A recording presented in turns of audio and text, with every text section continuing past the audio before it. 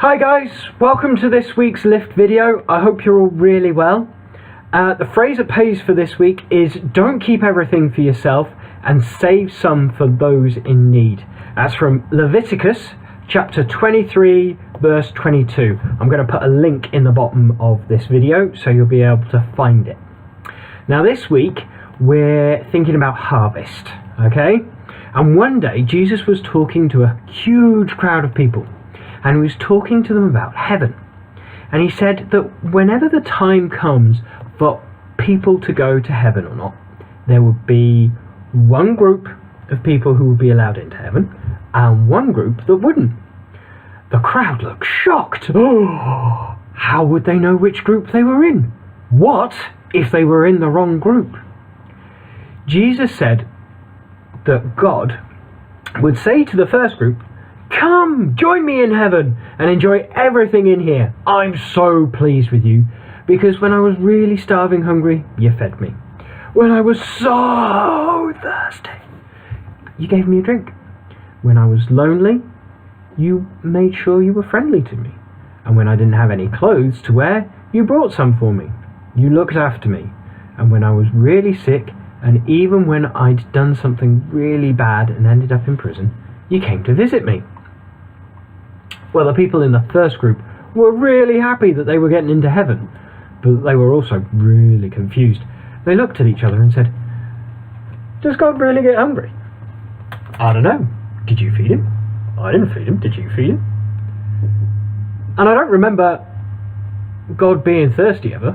Did you give him a drink?" "I didn't give him a drink. Did you give him a drink?" "I don't give him a drink. And I don't remember he went to prison either. What can he mean?" But Jesus said that wasn't what God meant. He'd used it as an example. And then he said something really special. He said, whenever you looked after your friends and your family or those in need, whenever you fed them, gave them something to drink and made them feel welcome, I loved it. I was so happy to see you doing that. It was like you were doing it for me. I don't really need you to make me food or give me a drink. But there are lots of people out there that do. And when you help those people, it's like a massive gift for me. But what about the second group of people? What do you think is going to happen to them? Well, God got really cross and he said to the second group, "I'm really mad with you. You're not allowed to come in here. You never fed me when I was hungry. You didn't even give me a drink. When I was lonely, you just ignored me. And you never looked out for me when I was sick. All you've ever done is think about yourselves all the time." Well, the second group of people were, super upset. They were also really confused. They never would have ignored God like that. And they would have loved to have cooked God dinner or buy him a new pair of shoes, but they never had the chance. They never met God in person, so how could they? But that wasn't what God was talking about. He said, whenever you refuse to share your food and drink with your friends, family, and those in need, it was like you were refusing to help me. Whenever you ignored someone or didn't look after them, that made me really upset. And whenever you were mean and unkind to those in need, that made me really cross. You see, guys, God doesn't need us to do any of those things for him, but there are plenty of people who do. Each and every one of us need help sometimes.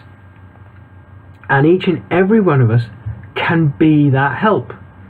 Jesus tells us many times that we should love our neighbour just like we love ourselves, which includes making sure that others have food and clothes and love. And when we do those things for others, it's just like we're doing them for God. Okay, so that's this week's input. I've got a couple of questions that I want to ask you. I'm going to put them at the bottom of this as well. And if you want to have a think and a discussion with the people in your house, see what they think. Or if you want to come and have a discussion with us on Sunday, because we'll be up at the park again, that would be great.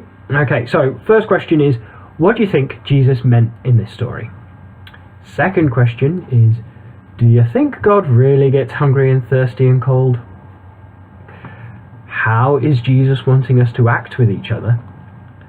And the last question is, what are some situations where we can follow this teaching with our friends and family and those in need.